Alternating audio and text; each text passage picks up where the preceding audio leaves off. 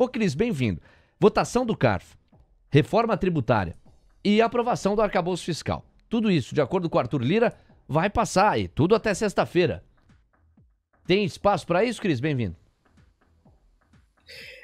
Bom dia, Léo, bom dia a todos. Bom, Léo, o grande teste, né, já começa pelo projeto de lei do CARF, porque esse está trancando a pauta da Câmara e ele tem prioridade de votação.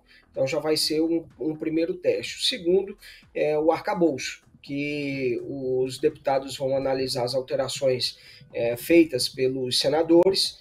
Existem algumas alterações que, no meu entendimento, pioraram o texto que saiu da Câmara dos Deputados, né, porque ele cria novas exceções, retira novos gastos do limite dessa meta nova, desse novo limite de gastos, que é o Fundeb, o Fundo Constitucional do Distrito Federal e gastos com ciência, tecnologia e inovação. A gente falou com o Cláudio Cajado, ele não concorda com essas alterações e vai tentar aí resgatar o texto que foi aprovado pelos deputados. Agora, a reforma tributária, Léo, essa está difícil.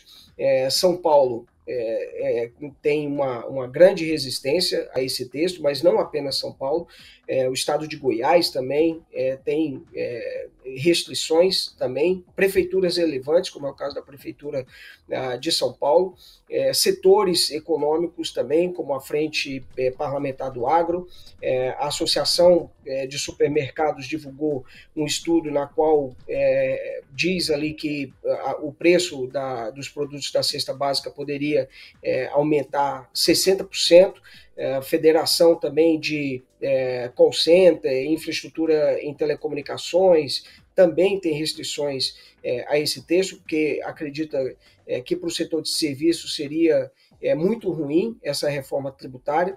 Então, a gente ainda não tem um texto definitivo.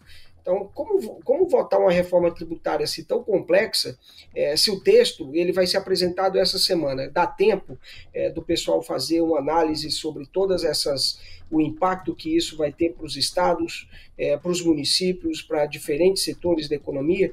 Eu entendo que seria muito positivo e que pode ser o caminho a ser adotado, que eventualmente, saindo o texto nessa semana, que a Câmara dos Deputados faça o chamado recesso branco porque o recesso formal só pode acontecer com a aprovação da LDO, coisa que não vai acontecer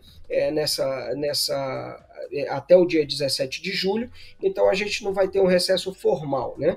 Então que o relator apresentasse, esse é o que defende muitos governadores, por exemplo, que o relator apresentasse o texto com novas alterações e pudesse ser feita uma avaliação mais detalhada e eventualmente votasse isso em agosto. Lembrando que foi esse o cronograma, por exemplo, feito na reforma da Previdência e não houve problema algum. Até o final do ano, o Senado tinha aprovado, por exemplo, a reforma da Previdência.